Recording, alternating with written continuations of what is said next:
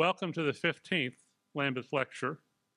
We're again recording this, and so I hope that all of you have already silenced your phones, and I can't imagine anyone's going to be taking photos, but if you do, please don't use the flash. I want to begin by thanking, on behalf of all of us, each of the Lambeth Lectures for this year. We are pleased to have so many loyal supporters of this lecture and delighted to have a number of students, which is very much in keeping with the hopes and expectations of the generous anonymous donor who established this lecture. At that initial Lambeth Lecture, Joel Fleischman was the inaugural lecturer, and he expressed his gratitude for the opportunity to be the inaugural lecturer.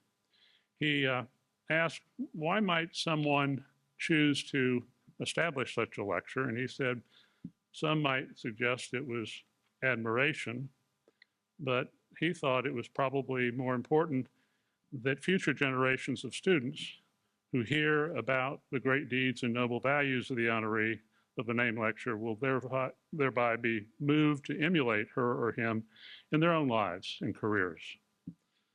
Of Tom Lambeth, Joel Fleischman said that he is one of North Carolina's and the nation's longtime leaders in public policy, politics, and philanthropy.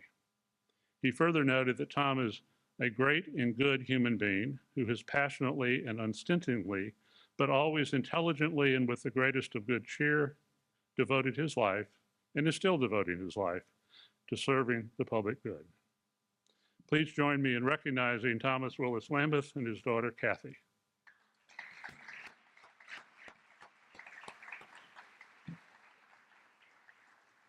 We are grateful to the Lambeth Lecture Committee, and I want to do a shout out for two members of the committee. Anita Brown-Grand took on the assignment of inviting each of our lecturers in such a way as they could only say yes.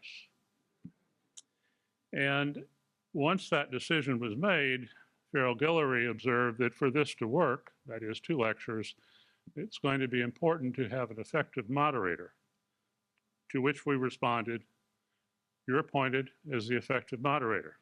So thank you each. We now have the opportunity of hearing for the first time at one of these lectures the newest chair of the Department of Public Policy, Trish Sullivan. Trish, would you please come forward? Welcome. It's great to see everyone here. Before we introduce our lecturers, we would like to take a moment to remember a longstanding member of the Lambeth Lecture Committee, the inaugural Thomas Willis Lambeth Distinguished Chair in Public Policy, and an esteemed member of the Public Policy Department, Professor Emeritus Richard Pete Andrews, who we lost earlier this year. Throughout his career, Pete exemplified the kind of applied interdisciplinary research, service, and teaching that are at the heart of public policy as an academic endeavor. Pete's journey in public service began during his undergraduate years at Yale, where he organized for civil rights in Mississippi, followed by Peace Corps service in Nepal.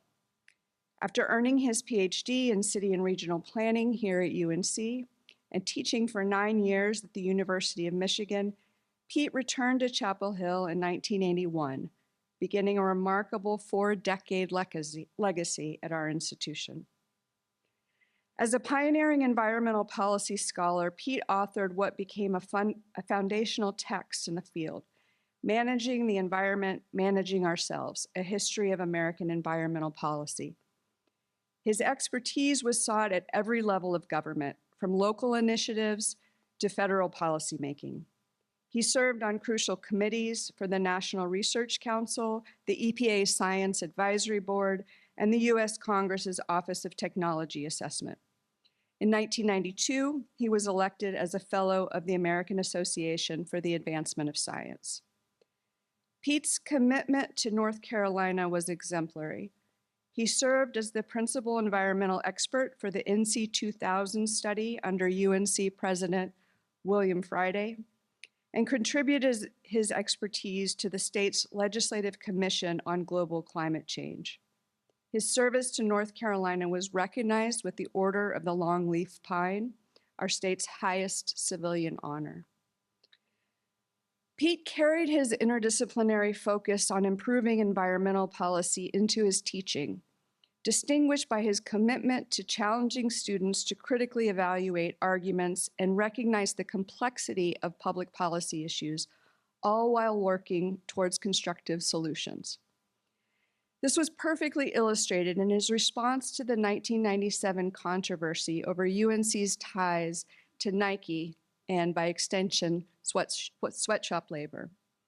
Pete responded to this controversy by creating a seminar course on the economics, ethics, and impacts of globalization, using Nike as a case study.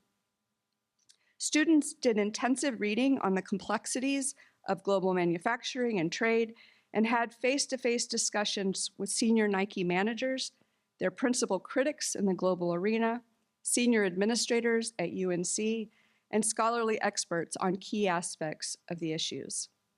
The course was featured in a 6-minute segment of a nationally televised ESPN documentary on the controversy.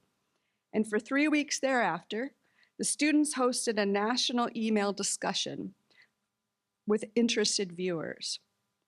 Nike CEO Phil Knight attended the final session of the class to hear the students' recommendations, and in a speech to the National Press Club several weeks later, credited UNC students with several policy changes he was announcing. It was a testament to Pete's faith that good policymaking flowed from rigorous and unflinching research, debate, and collaboration. Today, as we gather for this distinguished lecture that Pete helped create, we remember a colleague who showed us how academic work can serve the greater good. Pete's legacy lives on at Carolina in many ways, including through the Richard Andrews Environmental Policy Fellowship, which goes annually to a rising senior public policy or environmental studies major engaged in research or service on solutions to environmental policy challenges. In the Department of Public Policy, we are profoundly grateful for Pete Andrews' contributions to our department, to the university, state, and environment. Thank you. Well, hello, everybody. Thanks for coming. I'm Farrell Guillory, as you've already been told. I'm a has-been professor of the practice of journalism, and once upon a time was the director of the UNC program on public life. And it's an honor to serve with my colleagues on the Lambeth Selection Committee. Tom Lambeth has contributed immeasurably to the democratic and civic life of North Carolina, including our great public university here.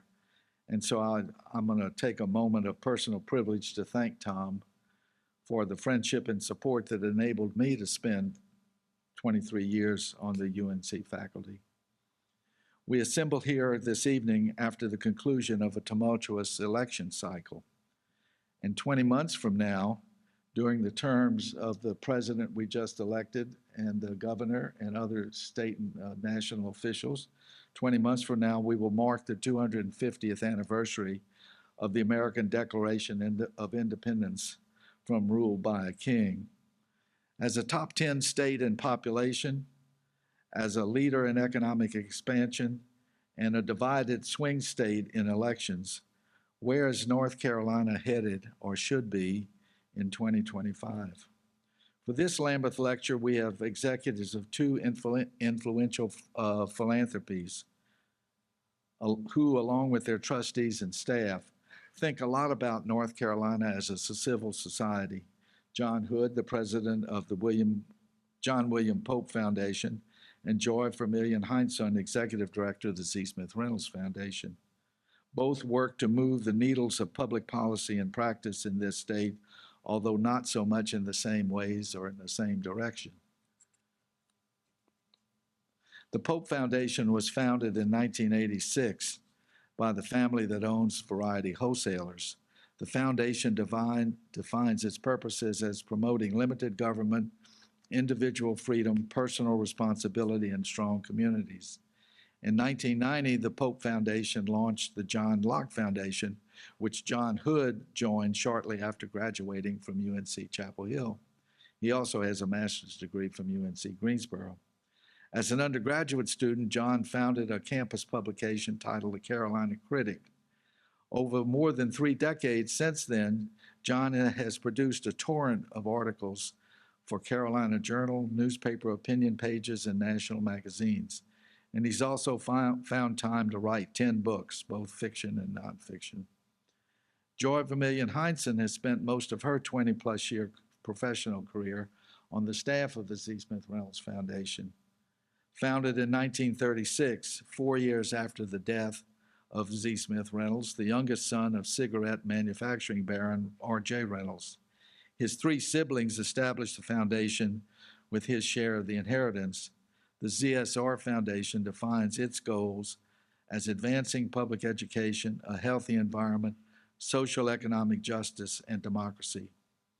Joy is a graduate of Wake Forest University and the Harvard Kennedy School of Government. Early in Governor Cooper's second term, she became the first liaison between state government and the philanthropy sector. She returned to ZSR in spring 2023 as its executive director. Now, I encourage you to go online to read more about the Pope and the ZSR foundations and the career of John and Joy. Much too much to stand up here and talk about, but the stories are classic North Carolina stories, and it's worth your time. John's going to speak first, then Joy, followed by a conversation with you out there, and we're looking forward to it. Let me mention just before they come up that I too want to say a word about Joel Fleischman, who delivered the first Lambeth Lecture. Joel wrote in his book, Putting Wealth to Work, it's a book on philanthropy. He titled the introduction chapter, America's Indispensable Civic Sector Dynamo. So let's welcome 2 dynamos of the North Carolina civic sector for the Lambeth Lecture. Well, thank you very much for this kind invitation and generous introduction. I'm humbled, and I will attempt to offer some reflections suitable to the occasion and worthy of so prestigious a lecture series and a highly accomplished namesake. I'm a native North Carolinian, but I promise not to be too obnoxious about it. My earliest Carolina ancestors reached what was then the far western frontier in the 1740s. Now we call it Charlotte. My last ancestor to arrive was a Yankee peddler from Connecticut who visited Burke County in 1807. There's a little community in Burke County called Chesterfield, but back at the time, everybody called it Hoodsville. I'm not kidding. One of the local farmers, let this Yankee peddler set up shop on his farm. Now, once the peddler caught a glimpse of the farmer's daughter, his own shopping around days were over. He married her, and he later chaired the county's first school board.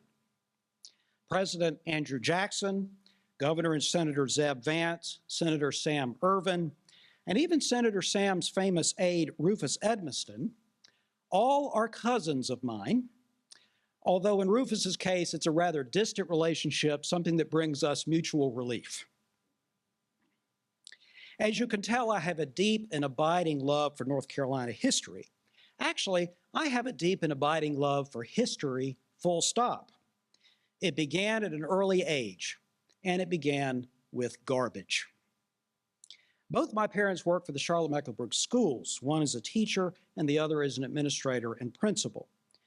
Back in the day when a school got new library books, the old ones were typically thrown into the dumpster. Well, my parents could not stand the sight of that. So every so often, one would come home with countless books stacked precariously in the back seat. Our home library went from dozens of volumes to hundreds of volumes to well over 1,000 volumes. They ranged from storybooks to classic literature to science, math, art, and especially history. Thomas Carlyle called history a mighty drama enacted upon the theater of times with suns for lamps and eternity for a background. Alexis de Tocqueville said it was a gallery of pictures in which there are few originals and many copies. And the great Lord Acton wrote that history is not a burden on the memory, but an illumination of the soul. In other words, History matters. The past shapes our views of the present and our hopes for the future. Indeed, history is never solely about the past. As analysis or even as literature, it is created retroactively by historians working in the present, in our present, in their present, and producing work for contemporary students and peers and readers. To the extent history is more than just self-indulgent pedantry or entertainment, its real purpose is instructional. In a sense, history is always about the future. In fact, it's an attempt to shape the future. So in that spirit, and in the interest of reflecting on North Carolina in 2025 and beyond in the future, let me spotlight 5 North Carolinians who played significant roles in our history and who did so largely through the written word. Their life experiences were quite different, as were their priorities, but all championed a conception of freedom and its indispensable role in promoting social progress and human flourishing that resonates with North Carolinians today. Let's start with James Iredell. Later in life, he would serve as our state's Attorney General and as one of the country's first Supreme Court justices. But in the early 1770s, as a young lawyer in Edenton, Iredell grew enraged at the unconstitutional acts of the British Parliament. Now, make no mistake, debates about the Stamp Act and the Tea Act and so forth weren't really about finances. Americans at the time were among the lightest taxed people on earth. What they resented, what they ended up fighting a war over, was Britain stripping the power to tax, the power of the purse, from colonial legislatures. This usurpation implied that Americans were second-class citizens, or perhaps not even citizens at all. Iredell spoke for many in his Principles of an American Whig, published in late 1775. One of those principles was that government's primary task was to safeguard the lives and liberty of the people. Quote, whenever it deviates from this end, and their freedom and happiness are in great danger of being irrevocably lost, the government is no longer entitled to their allegiance. Revolutionary words, but not revolutionary enough, according to our second North Carolinian, David Walker. He was born in Wilmington in 1796, the son of an enslaved father and a free mother. According to the contemporary law of the time, that made David free as well. And he used that freedom to champion the liberation of all people of African descent. Quote, remember, Americans, that we must and shall be free and enlightened as you are. He wrote this in his 1829 pamphlet, An Appeal to the Colored Citizens of the World. Quote, will you wait until we shall, under God, obtain our liberty by the crushing arm of power? Will that not be dreadful for you? And indeed it was, for not enough people listened to David Walker. Now, some 3 decades later, another North Carolinian published another call for freedom. It was more of a personal account, one of lived experience, not abstract argument, and it takes us back to Edenton.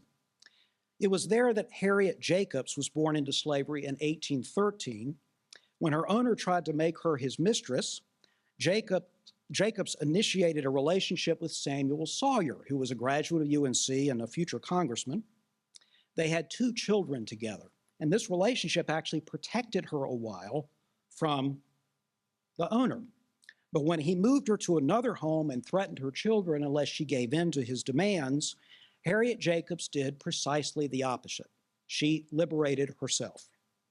She did this first by hiding in her aunt's attic for an astounding 7 years in a space that was 9 feet long, 7 feet wide, and 3 feet high. Can you imagine that?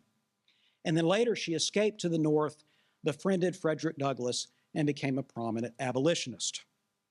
Her 1861 book, Incidents in the Life of a Slave Girl, was presented as a novel, but everybody knew it was really a memoir. One passage described the time she and a young friend stayed at a hotel in London. For the first time in my life, I was in a place where I was treated according to my deportment, without reference to my complexion. I felt as if a great millstone had been lifted from my breast. Ensconced in a pleasant room with my dear little charge, I laid my head on my pillow for the first time with the delightful consciousness of pure, unadulterated freedom. Now let's leap ahead another 4 decades to the words of another North Carolinian, Walter Hines Page. He was born in 1855 in a town his father founded and naturally called it Pages, but now we call it Cary.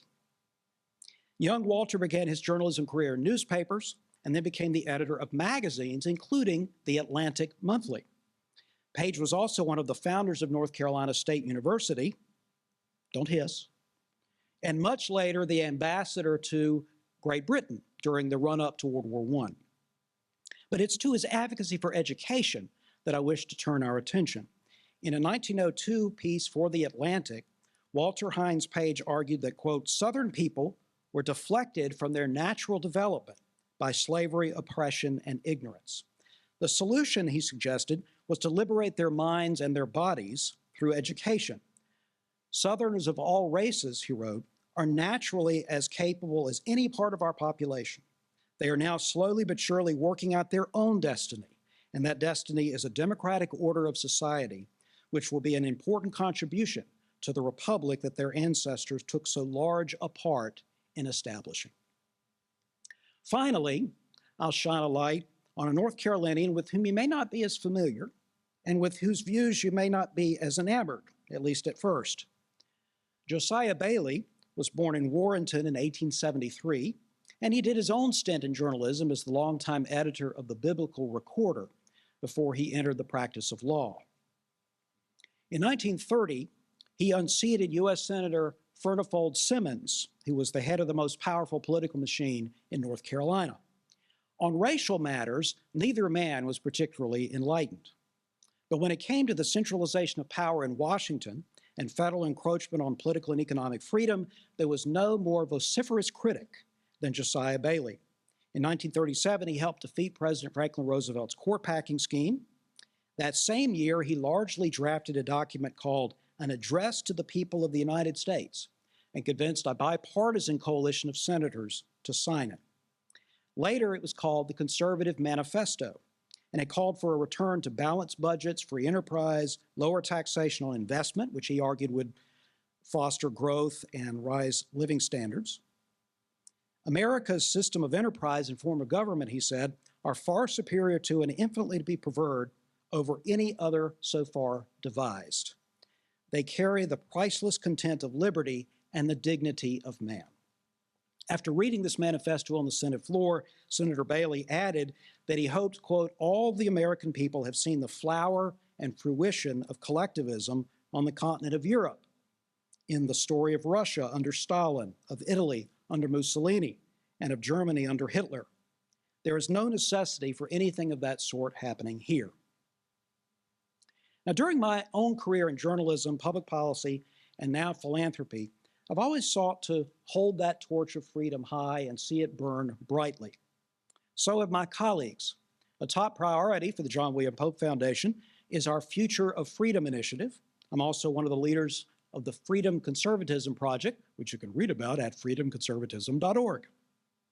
The late professor and Lord Acton scholar Rufus Fears convinced me to think about freedom on 3 levels. Individual freedom means the right to do as you choose without the coercive interference of government. Political freedom means the right to vote and participate in civic affairs. And national freedom means the right of a people collectively not to be ruled by another. Ideally, we would enjoy all 3, but for most of human history, most people have enjoyed just 1 or maybe 2 or maybe no freedoms at all. For example, within the Roman Empire, there were some people that had a fair amount of personal or individual freedom, and a few people could elect local magistrates, but unless you were from Rome itself, you of course had no national freedom. To my way of thinking, individual freedom is the essential foundation of self-government. I value political freedom and national freedom precisely because I think they're the most likely to protect individual freedom from encroachments, foreign or domestic. Now, to be free is not necessarily to be happy. It certainly doesn't make one free of social attachments or capable of obtaining any particular goal. It simply means you can pursue whatever goal you wish to pursue without the government saying you can't. My colleagues and I obviously think freedom is worth fighting for. But let's be clear, we don't think it's the only thing worth fighting for. For a free society to survive and for people to thrive within it, there must be a thick and healthy layer of civil society between the individual and the state. What makes up that layer? Strong nuclear and extended families, close-knit neighborhoods and religious congregations, a robust and innovative private sector, and charities that alleviate suffering in the short run while promoting virtue, character, and self-reliance in the long run. It is the proper function of philanthropy, we believe, to maintain and strengthen these institutions. At the Pope Foundation, that's just what we do. We support shelters and clinics and food banks. We fund training centers and therapeutic programs. We give to colleges, universities, and schools. And we help finance art and cultural institutions in our home communities in North Carolina, institutions that exhibit the varied fruits of human creativity to audiences who might not otherwise be exposed to them. The Pope Foundation does also help to build a network of institutions that champion free enterprise, free speech, free trade, constitutional government, equal opportunity, educational excellence, and the rule of law in North Carolina and beyond. We believe these are also worthy philanthropic initiatives. In fact, we see the various investments in our giving portfolio as mutually reinforcing. We believe North Carolinians have benefited and will continue to benefit from the commercial, educational, and civic institutions that previous generations have built. We believe North Carolinians should cherish these institutions and build on them and build new ones. Government has an indispensable role to play here, we believe, but doesn't have the largest role, not in a free society, and attempts to change that, in our view, always produce stagnation, dissension, and ruin. My choice today to quote James Iredell, David Walker, Harriet Jacobs, Walter Hines Page, and Josiah Bailey was no idle whim. I chose them as much for their differences as for their commonalities. We've just endured, as Farrell said, a grueling, polarizing, often infuriating election cycle. Its outcomes have left some people happy, or maybe just satisfied, or maybe just relieved that it's over. It's left other people frustrated, worried, crushed, or outraged. Now, it is true that these times, however troubled and contentious, aren't nearly as contentious and dangerous as those of the American Revolution, or the Civil War, or Jim Crow, or World Wars, or the Great Depression. But speaking this truth does not seem to help very much. It doesn't take the sting out. Now, here's what I've concluded. Not only can't we take the sting out, but we shouldn't try. We need the sting. It reminds us that our differences aren't artificial. They aren't the result of some inexplicable accident or imposed by some shadowy cabal. They reflect human nature. They reflect how we're made. So let's try to understand our differences, to understand each other, to hash things out when we can, and to keep a level head when we can't. Let's learn to accept another truth, that someone can express and hold a different view from ours without being a liar, a moron, or a villain. Over the past decade, I've spent an increasing share of my time on initiatives to foster such understanding. I worked with two of Joy's predecessors, ZSR, former State Senator Leslie Winter, and soon-to-be State School Superintendent Mo Green, to create the North Carolina Leadership Forum. It fosters the will, skills, and relationships that today's leaders need to engage each other constructively across the political divide. And I serve on the faculty and as the board chair of the North Carolina Institute of Political Leadership, which Bill Friday was one of the founders of. It trains future leaders to serve constructively in elective office, appointive office, and other forms of public leadership. As a newspaper columnist for nearly 40 years, I wish I could claim that lawmakers have always followed my recommendations, but they haven't. On one subject, however, I feel entirely vindicated. For years, I argued that the North Carolina Division of Motor Vehicles ought to offer an alternative license plate to the one that said "First in Flight." I consider that to be a misleading and backward-looking slogan. Far better, I opined, was "First in Freedom." And a decade ago, the state legislature actually brought it back. Hooray! While it does reference specific historical events in Charlotte in 1775 and in Halifax in 1776, this slogan, First in Freedom, is also aspirational. After all, North Carolina was never, let's face it, first in freedom. Not at every level, not for every North Carolinian. But it ought to be. That would make North Carolina a better place to work, live, love, worship, and raise a family. At the John William Pope Foundation, we invest our philanthropic dollars accordingly. We seek to make North Carolina truly, fully first in freedom. Thank you. Good evening. It is an honor and a privilege to be with you this evening, and I'm especially grateful to be asked to speak at an event that honors Tom Lambeth and his legacy of service to North Carolina. Few people have had a greater influence on my life and career than Tom. So Tom, in your honor tonight, this Demon Deacon wore Carolina blue.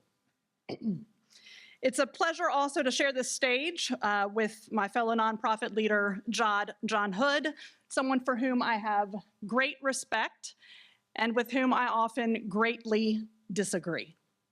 So our disagreements may become clear tonight, but I believe it will be equally clear that it is still possible, especially on this campus, the People's University, and at the Tom Lambeth Lecture, to disagree with both conviction and civility. John and I did not compare notes before coming in this evening, so we are hearing one another for the first time. And while we may often disagree, what we share is a love of North Carolina. I do not claim to be the historian that John is. You could hear it in his speech. It's a deep passion of his. So when preparing for this lecture, I reflected on the lessons I learned from Tom Lambeth. I went to work for the Z. Smith Reynolds Foundation in 1998, expecting to be there for a year. 26 years later, it's where I have spent most of my career. Tom was my first post-college boss and left an indelible mark on me, as he has for so many North Carolinians. When I went to work for Tom, the World Wide Web was still in its infancy, so I couldn't Google him. So I didn't know that I was going to work for a legend. I didn't know that he had been named do-gooder-in-chief. I didn't know that he had spent his 20s alongside Joel Fleischman, who you've already heard about this evening, as Governor Sanford's aides. These two recent UNC Chapel Hill graduates, Sanford's critics called them Terry's kids. For more than 60 years, those two kids have had a profound impact on North Carolina. And sadly, this fall, we lost Joel. We will miss his academic and philanthropic leadership, and many in this room will miss his extraordinary gifts of mentorship and friendship. At the age of 21, when I went to work for Tom, there was a lot I didn't know. From Tom, I learned the FM channels for every NPR affiliate across North Carolina. He kept a list of them on his sun visor in his car and would change the stations as we crisscrossed the state meeting with grant applicants and community leaders. But more seriously, I learned from Tom the importance of showing up. Those car trips reflected the culture that Tom set for ZSR, to approach our work with humility and respect for all North Carolinians, to show up, build relationships, break bread, and get to know our neighbors across the state.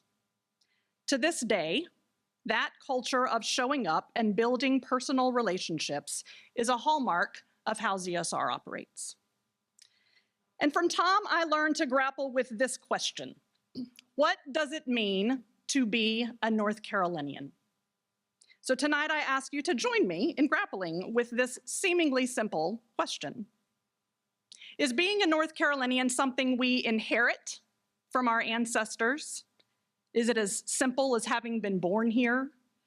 Is it about having been raised here, about choosing to live here, or something else entirely? We all have different stories and different answers to those questions. Some of you may have a lineage that is native to the land that we now call North Carolina. Some of you may have a lineage that arrived on North Carolina's shores by force, not by choice. Tom's family has been here since the 1700s. I consider myself a first-generation North Carolinian. My roots are in upstate South Carolina, but my family moved to Macon County in the far western part of the state in the 1970s.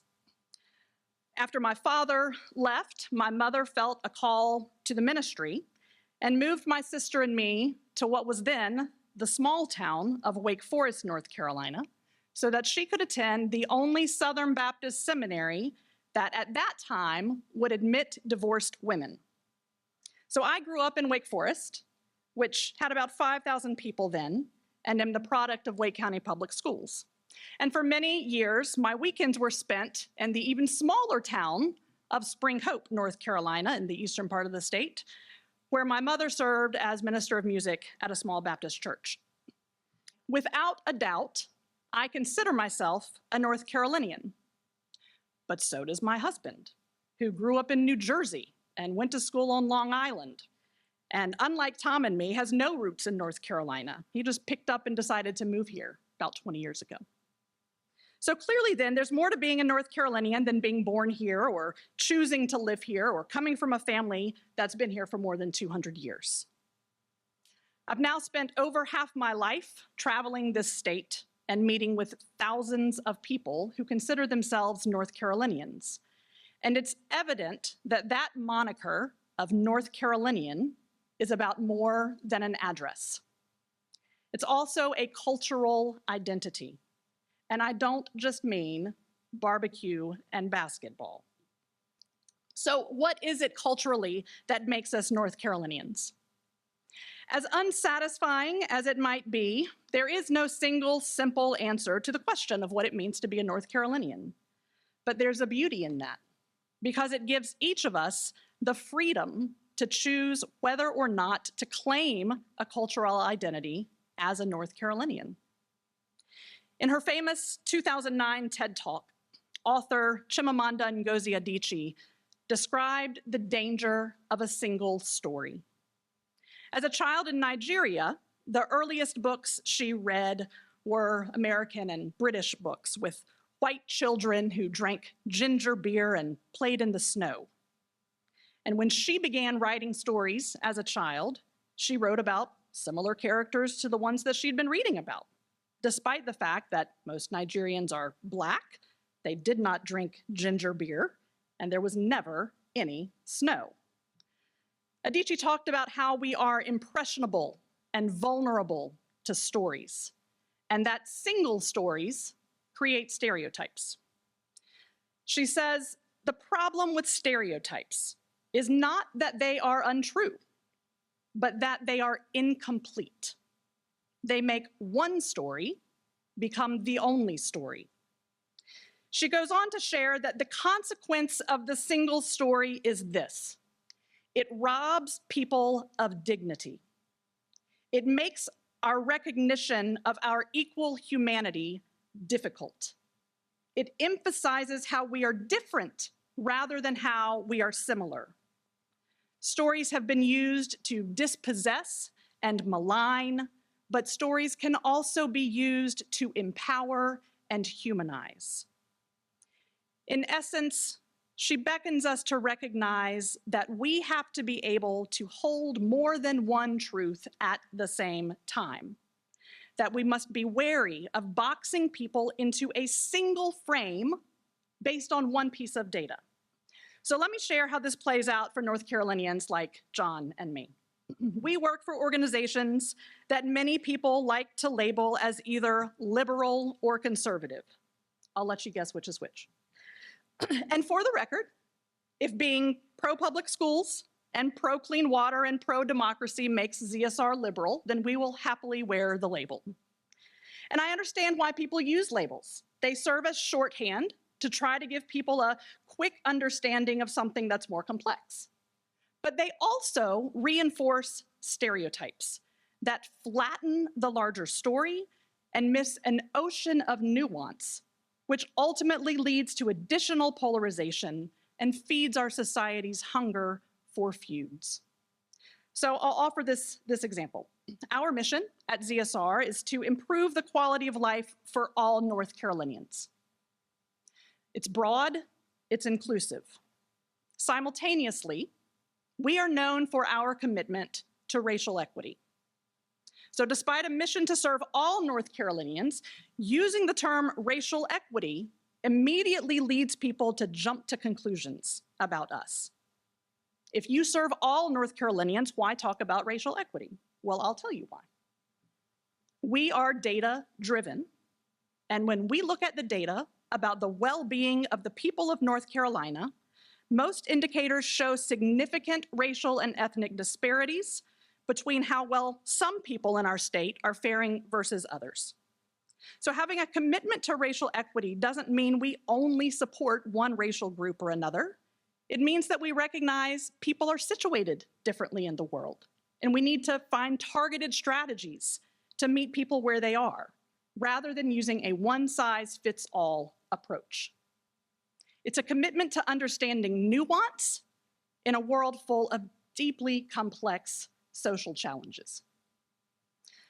Unfortunately, race is a hot-button issue in today's superheated political climate.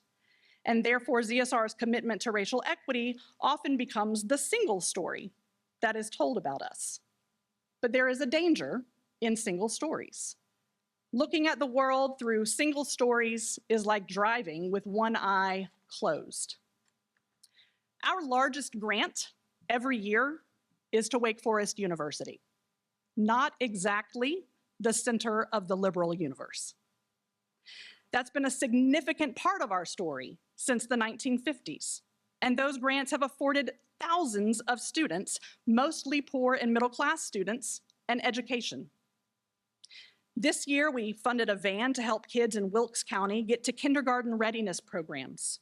We funded a public-private partnership in Surry County to create a stronger pipeline of nurses for their local hospitals, and a theater program in Greensboro for people with disabilities, just to name a few of the grants that we made this year. But talking about this fuller picture of ZSR's work requires a willingness to embrace a nuanced narrative as opposed to a single story. And there's little room for nuance in a TikTok world. So what does any of this have to do with being a North Carolinian? Well, I believe it means that we must be wary of any single story about what it means to be a North Carolinian. What it means to be a North Carolinian is as individual as we are. Anything less would flatten us and rob us of the rich diversity of narratives that make us feel connected to this state.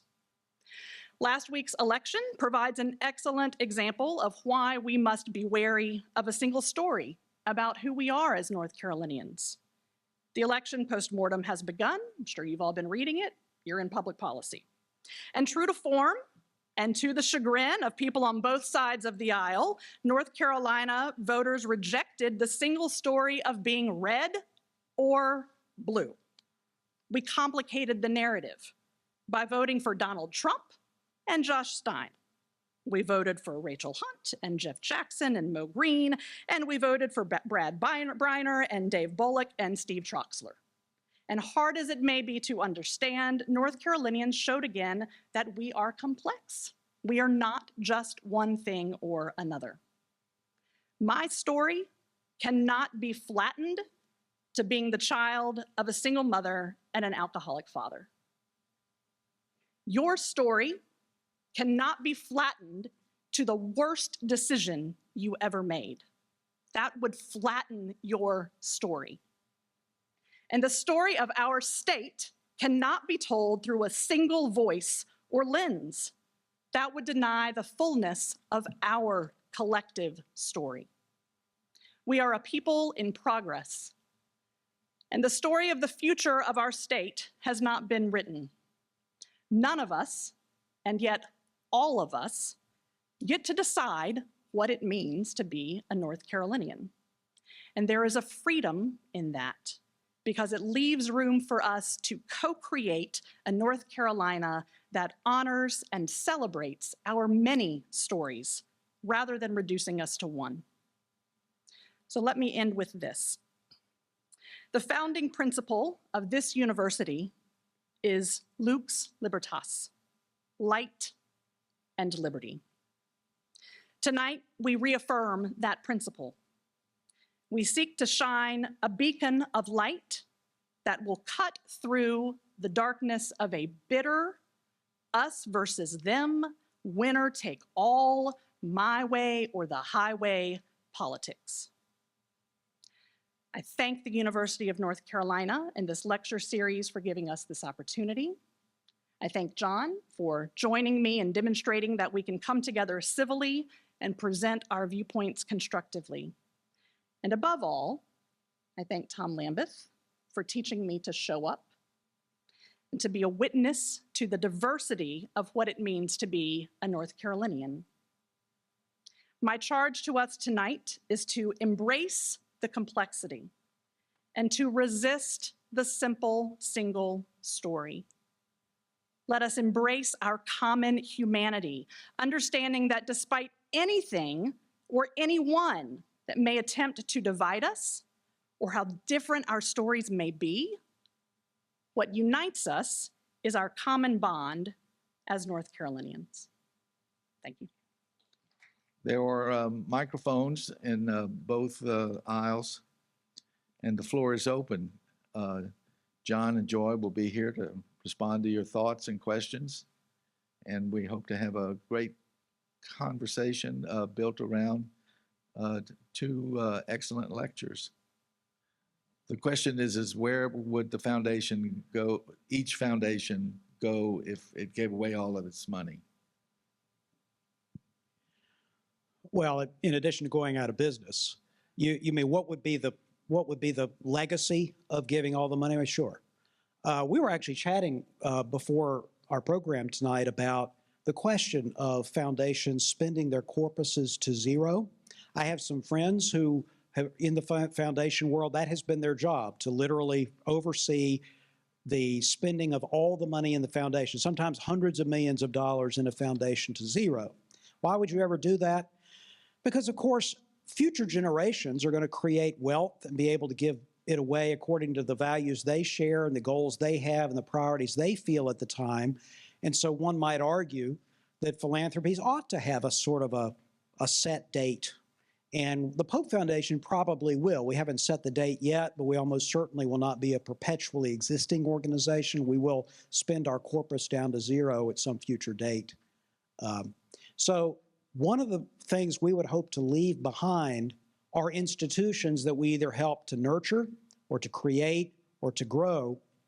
Some of those institutions in public policy, some of those institutions in the arts and cultural part of our work. And in the home communities, that's Wake County, Harnett County, where the family was originally from, Harnett County, North Carolina, and Vance County. In those counties, we would be particularly interested in leaving behind a dense and well-run network of civic organizations that educate, heal, serve, train, assist, cultivate the next generation. We do some capital grants, so we actually do fund some particular institutions, their buildings and their facilities. Some of our work involves organizations that are already doing a certain kind of work, but they want to add a companion service that would be helpful to them. In one case, there was a domestic violence shelter. What they really want to do is create a business opportunity, a job training and employment opportunity for the women who were living in the shelter fleeing domestic violence, and they ended up building a commercial kitchen. We helped them build a kitchen to become a catering company. So just a little example, but there are lots of those kinds of legacies that we would like to give where people a generation later may not necessarily know. We don't actually put the Pope name on very much of what we do. They may not have any idea that that was the original source of the funds, but that they would feel like they were in a community that was thriving, that thick slice of civil society that I'm talking about, which I believe is essential for human beings to thrive and for freedom and for free societies to thrive. Yeah, this is a hot topic right now in the field of philanthropy. Some of you may have read about it. There are a number of foundations that are choosing to spin down and donors who want to see the funds spent in their lifetimes. And so it's a hot topic if you read philanthropic journals and whatnot about whether foundations should do that. We're positioned a little unusually. Most foundations have their own endowment that they control. We are fed by two trusts that give solely to ZSR. That's how they were designed, that's how they were set up, but we don't actually control those assets. So I don't have a great answer to your question because it's not something we've ever really considered because it's not an option for us in that sense. While he's getting a microphone, I will tell you that the book I mentioned by Joel Fleischman, Putting Wealth to Work, is precisely on that question. It's Joel's reflection and debate, examining the debate that Joy mentioned. Yes, sir. Yes, my name is Mike Leonard. I graduated from here in 75, 78 law. Take it down.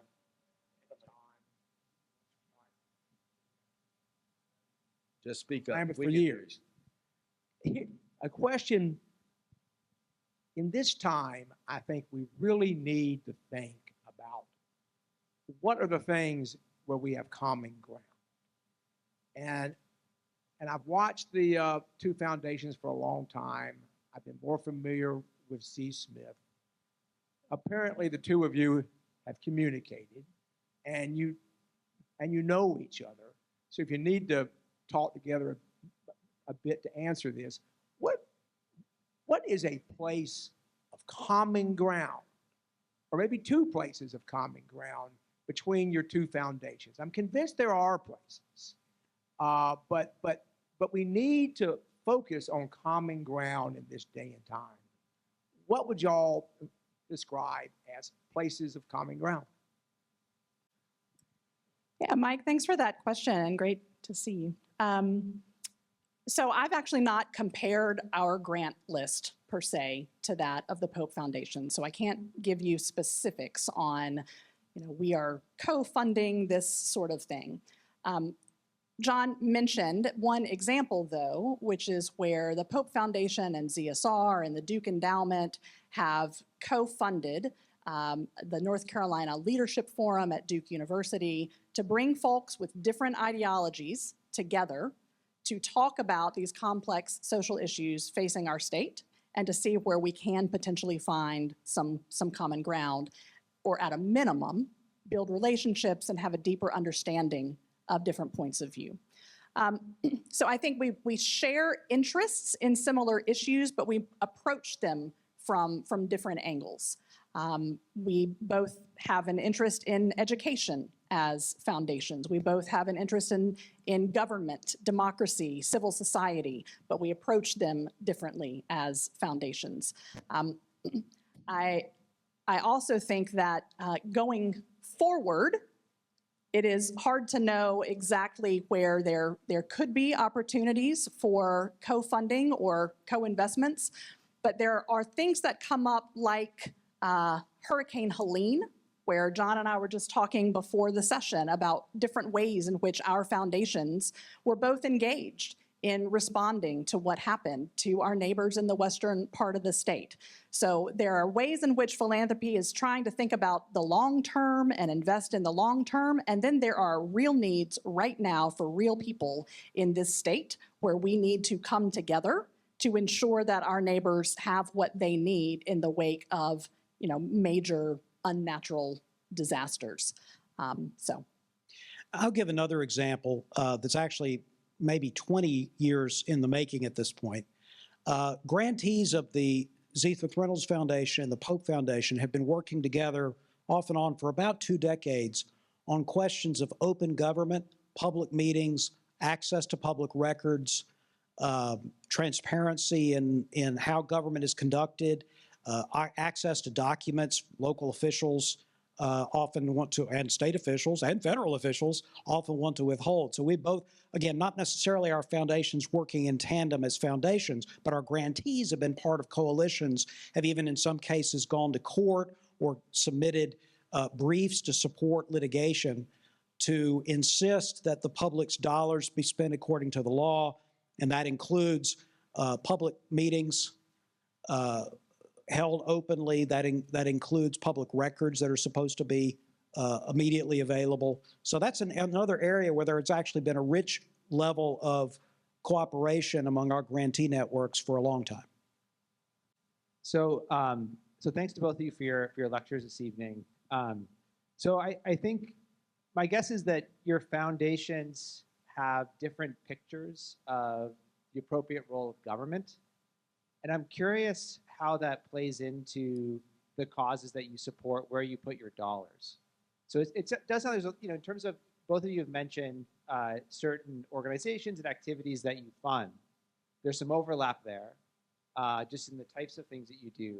But I'm curious just how the organization's picture of what the government ought to be doing might play a role in terms of what you see yourself as your appropriate role in society. Well, absolutely. There are contrasting philosophies that motivate and inform the decisions that our foundations are making, the investments that we're making, the organizations that we're fostering. Again, the organizations may have some similarities, but there are lots of differences, and there's no point pretending there isn't. I'll give you an example of a very hot issue in North Carolina politics right now, which is parental choice and competition in education. I've been an advocate of that my entire adult life. Pope Foundation or the other organizations that I've worked in or with or created, like Parents for Educational Freedom, a lot of different things that we've worked on, absolutely espouse that view. It's not an argument against having public schools run by districts, but we also think it's valuable to have public schools run independently through chartered organizations, as well as public funds going to private organizations that deliver educational services like we do in preschool area and in higher education. We apply the same model to elementary and secondary. Grantees of the Z. Smith Reynolds Foundation have largely opposed many of those initiatives, and we've had lots of robust debates going back many decades involving conceptual, philosophical differences, and also specific, like, well, if we're going to do this, how should we fund charter schools, and should the private schools that accept vouchers or opportunity scholarships, should they have to teach the public the same state curriculum as the rest of the schools? Should they all have to give the same standardized test? So we've had philosophical debates, and we've had very specific policy debates, and I anticipate that going on for a long time. And I don't think we're going to come to consensus about it.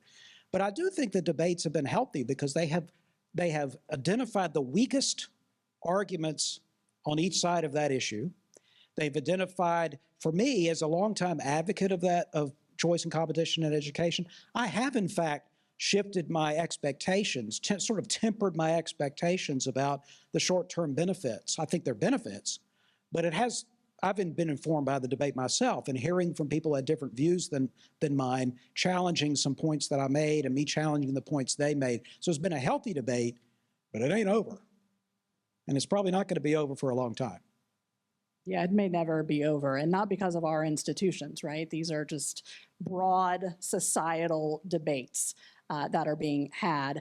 And I want to be careful because I want to go back to the words I was offering earlier of the danger of a single story. So the Z. Smith Reynolds Foundation has not adopted, per se, a view of government, like a single story of here's what government is supposed to be. I think if you look broadly at the types of work that we fund, what you will see is that we are interested in a strong form of government that is heavily driven by the people. That having the people involved in public debate is critical, that making sure that the rules are fair so that the ways in which lines are drawn, the ways in which people are even able to run for office in the first place, to be elected, are these competitive districts or not. And there are lots of, I mean, John and I were in a session earlier this year where these topics were coming up, and they do not always have easy answers. But for us, It is about ensuring that the people are really able to be at the fore of driving what government looks like, and that the rules aren't written in ways that are unfair or would limit that ability. Doug Lowen, the other Doug from Public Policy. I'm on faculty here. Thank you so much for coming and having such an enlightening civic discussion. This is a question about wealth and government. The wealthy have always had more power in the United States and have called the shots. And the pendulum swings from time to time. Sometimes there's laws to limit the influence of money in politics. Another way that the wealthy can exert their power is through the philanthropic sector because of favorable tax treatment, right? So charitable giving reduces tax burden, et cetera. So I wanted to ask you first, do you think the wealthy have too much power in the United States right now? And can we imagine a world where there is no philanthropic sector? Should there be a philanthropic sector that is fed by wealthy individuals who have, you know, lots of different interests that could be folded into government somehow through some consensus building process? I think I have an idea of the way you guys might answer this, but it's a big, you know, big amorphous question that I hope will spur some discussion. Well, that's a big question to try to tackle, but let me just give a couple of, well, I'll do 3 quick points. Number one, all societies are stratified. They've always been stratified. Communist societies are deeply stratified. And I don't think, just as an empirical matter, there is such a thing as society that doesn't have stratification. The real question is, how deep is it? How broad is it? What's it based on? Are there incentives and institutions in the society that channel people's interests, including their self-interest, towards the common good or not, as opposed to whether there will ever be some sort of future society where there is no private wealth and it's all stolen by the government or whatever. I just don't think so. I just don't think that's a relevant scenario to imagine. But I do think it is absolutely the case that in today's society, in yesterday's society, and in tomorrow's society, people with financial wealth have disproportionate amounts of power. Now, they could use that for good or ill, but they absolutely have lots of power, as do other kinds of leaders who don't have wealth but have other kinds of power. It's important to not discount that that's true. My view is that the existence of the philanthropic sector, which is, you know, it's like 5% of your GDP. It's not the tail wagging the dog, it's the flea on the tail of the dog. So it has a tremendous amount of influence, but it is not the, you know, the most important levers of society. My view is that we should want a vibrant, diverse, innovative, constantly changing philanthropic sector, that it's healthy for society, that it's one of the reasons why people go out and create businesses and create wealth is so they can do something productive with it, not just take trips and, you know, enjoy fine dining, but do something that they feel like personally they're accomplishing. And so I think we should have that kind of expectation for philanthropists. But I also think that there are, in fact, institutions that are treated as charities, and they're really just big businesses. And I'm not thinking so much about grant-making foundation. I'm thinking about other kinds of charities that are really just tax-exempt businesses that compete with other kinds of enterprises. And I, for one, am in favor of reining that in. I don't know if that's what you expected me to say or not, but I'm in favor of it. So we are in a capitalist society. All good. That's a mic drop moment. We are in a capitalist society. And so however you feel about that, love it or hate it, it's where we are. And I think so long as that's where we are and there is the accumulation of wealth the way that we currently accumulate wealth, yes, there is disproportionate power amongst those who have more wealth. And it is very difficult to imagine a circumstance where the philanthropic sector would therefore go away. I mean, we could change laws so that people have to do something else with their money, right? But so long as it's a capitalist society, if people want to give away their money, whether it's through a charitable foundation or just out of their checkbook, we will have a philanthropic sector. It just might look a little bit different. You know, and so this in some ways gets back to the role of government, because the government can do a lot of things. It really can't do everything. It's not equipped to do everything. It's also, for the record, not equipped to truly be run like a business. They are two different things. They serve two different functions. So I think going to the other Doug's question, it is a part of what you hear in the differences between John and myself is actually often a degree question. Sometimes it's philosophical, sometimes it's a degree. So to think that there is either social responsibility or personal responsibility is a false choice.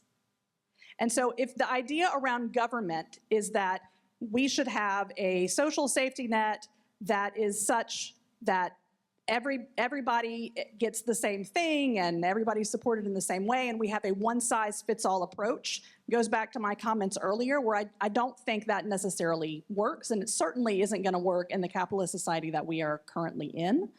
So to figure out what is the degree to which we think government should be playing this social responsibility role versus what is the role of the individual and personal responsibility, my suspicion is that John and I are at different places on the spectrum, but you heard him say and you heard me say that government plays an essential role. So we agree on that philosophically. It is a matter of degree about social responsibility versus personal responsibility where we may differ. So then coming back to this question around the philanthropic sector and the future of the philanthropic sector, so long as we are in a situation where there are some people in need, where there is human suffering, and where there are people who have compassion for that human suffering, I think we will continue to see a robust philanthropic sector of some sort. It's time for the next segment of the program. We have a surfeit of Doug's. This time it's Doug Dibbert's turn. But before Doug gets up here, would you join me in thanking Joy and John for...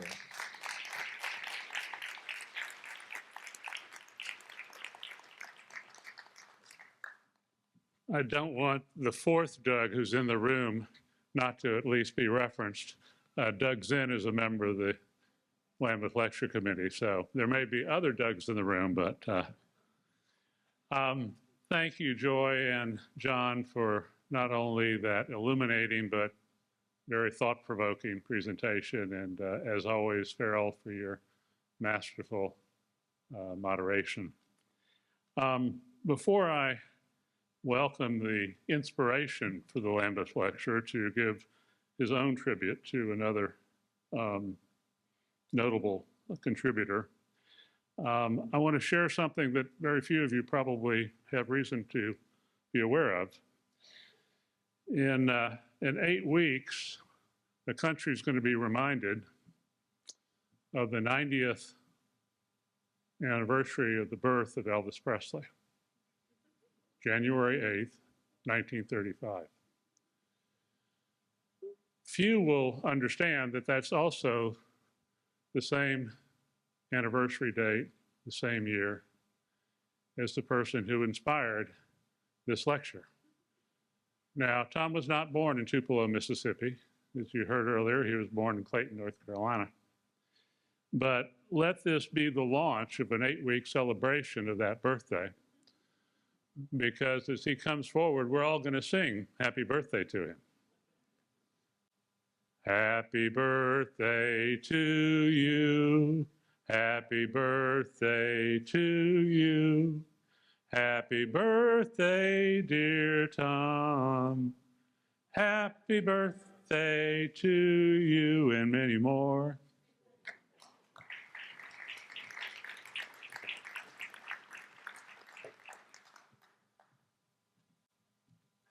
This will be very brief, but I do feel empowered to thank you on behalf of myself and of Elvis. And I will tell you all that I've had such thoughtful and kind and generous things said about me tonight. I thought of that lecture several years ago when Alice Rivkin was the lecturer, and she got up to begin her remarks at a podium like this and looked down at me sitting there.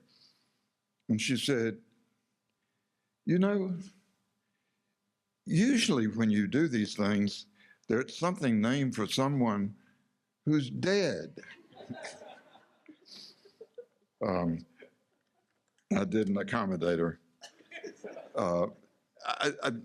This is very brief, and really this is a little bit of personal privilege, although I want to also join in the tribute made much earlier to Pete Andrews, who did so much to help the lectures get off to a good start, who was always tremendously involved in every detail of the event, and was a great friend to have. Another great friend mentioned several times here tonight is Joel Fleischman. It will not surprise everybody in the room, maybe nobody, but Joel was the anonymous donor of this lecture. He believed in anonymity in grants making. He and I had a disagreement about that. And while I told him at a birthday party, after he had announced that he was making the gift to the university to create the lectures, I told him that I would respect his attitude about anonymity in making gifts. It was not the only one that he has made to this, his alma mater. I do not know about more than one other one, but I'm assuming there were several. And he was also generous to the institution where he worked for so much a part of his life. But I do have this opportunity to thank him now that we have suffered his loss, for his generosity. I will tell you that subsequent to creating the lecture and making the gift and being the initial lecturer, by the way, chosen by people, some of whom I know did not know that he was a donor. He misquoted me that night and gave, though today it may be that it's better that he did, he gave credit for some remarks to Winston Churchill that actually belonged to Robert E. Lee. But he was rarely ever wrong. He was an extraordinary person. The obituary in the New York Times, the thoughts expressed at his funeral, the several events on the Duke campus to honor him, all did much more than I can do. Common to all of them was the fact of his impact on other human beings, certainly for 70-something years on me, who was his intern of about 72 years. He did a great deal to help make that university not far from here the great institution that it is. Indeed, I think that Sanford and Fleischman together probably should take credit for creating what is one of the best, if not the best, of the newer universities.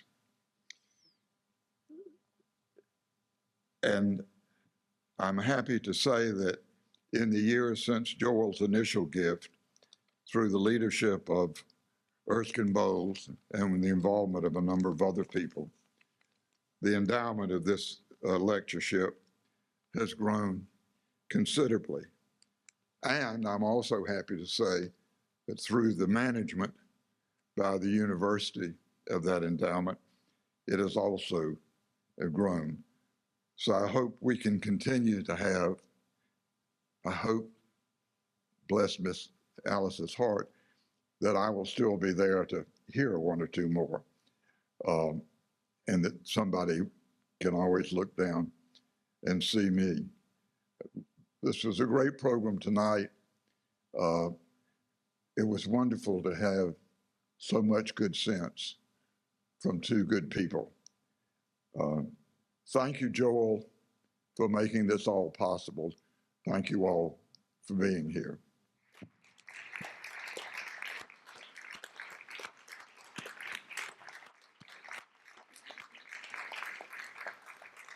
Tom, thank you again for inspiring this lecture so many years ago. I want to also thank Doug McKay, who gave the question but didn't identify himself. He's actually the glue that has put all this together and done all the heavy lifting, and he's from the Department of Public Policy. You're all welcome to stay for a reception afterwards and say hello to the inaugural, the speakers, as well as to Tom Lambeth. Thank you for coming.